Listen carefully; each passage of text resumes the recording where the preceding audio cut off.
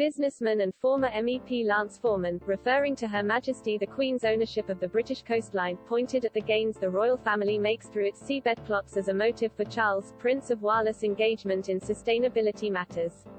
Mr. Foreman said on Twitter, where he amasses nearly 23,000 followers, the royal family will gain over £2 billion in the next 10 years from renting coastal seabeds to wine farm operators. Nothing wrong with that, but people should be aware that whilst Charles is so keen on renewables, there's also a huge financial gain for him. Transparency please. It emerged in February the Queen and the Treasury could receive an offshore wind farm windfall of up to £9 billion over the next 10 years, as an auction of seabed plots attracted runaway bids from energy companies. While the Queen has owned the British coastline since the existence of the monarchy, the right to collect royalties from wind and wave power was only granted in 2004, under Tony Blair's Labour government. The Crown Estate, which manages by the Queen's property portfolio, has sold sites in 6 areas off England and Wales to energy companies. When the farms are built, they will supply green energy to 7 million homes by 2030 while saving 19% of the UK's household carbon emissions.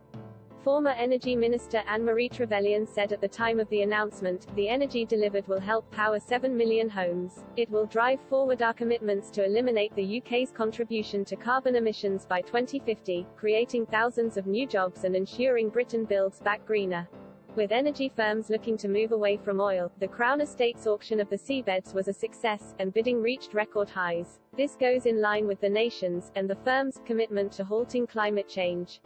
However, Her Majesty's property portfolio has also sparked controversy. The Crown Estate was dubbed greedy as it went on to lease an area off the Yorkshire coast to the latest phase of the giant Hornsea offshore wind farm at the same time as to a scheme led by BP that plans to begin storing carbon dioxide under the seabed. An industry source involved in one of the schemes told The Guardian, put simply, the Crown Estate has been a bit greedy and leased one area to 2 projects at the same time. A spokesperson for the Crown Estate said, the seabed is a finite resource which is more in demand than ever before, and so as these technologies scale up to support a low-carbon economy, we recognize that, at times, some co-location may be necessary. This is a new challenge that will inevitably require new ways of working, but we believe that through collaboration, planning and technological developments, the co-location of CCUS, carbon capture, utilization and storage, and offshore wind sites should be considered, which is why it's important we allow parties to explore the opportunity for different technologies to coexist. Mr. Foreman's comments on Prince Charles' eagerness for renewables came on the last day of COP26.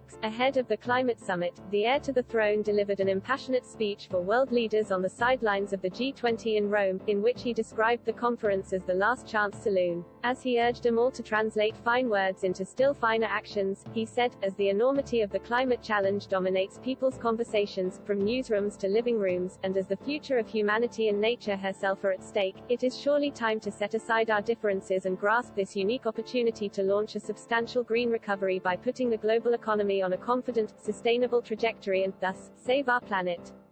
And, from what they tell me, the private sector is already there, eager to work with you and ready to play a hugely significant and game-changing role. This is why I am so grateful to have this chance to talk to you here today, and to shine a light not just on how far we've come, but also on how far we still need to go.